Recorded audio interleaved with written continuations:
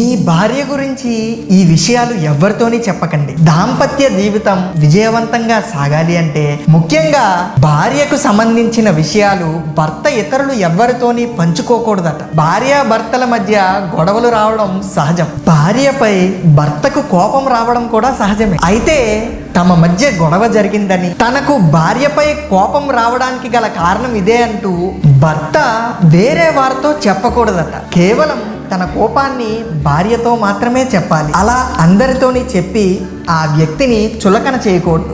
ఏ వ్యక్తి అయితే తన భార్య కోసం ఇతరులకు ఫిర్యాదు చేస్తాడో ఆ ఇంట ఎప్పుడు సమస్యలు వస్తూనే ఉంటాయి. అంతేకాకుండా భర్త తన కోపాన్ని భార్యపై ఇంట్లో మాత్రమే చూపించాలి, ఇతరుల ముందు చూపించకూడదు.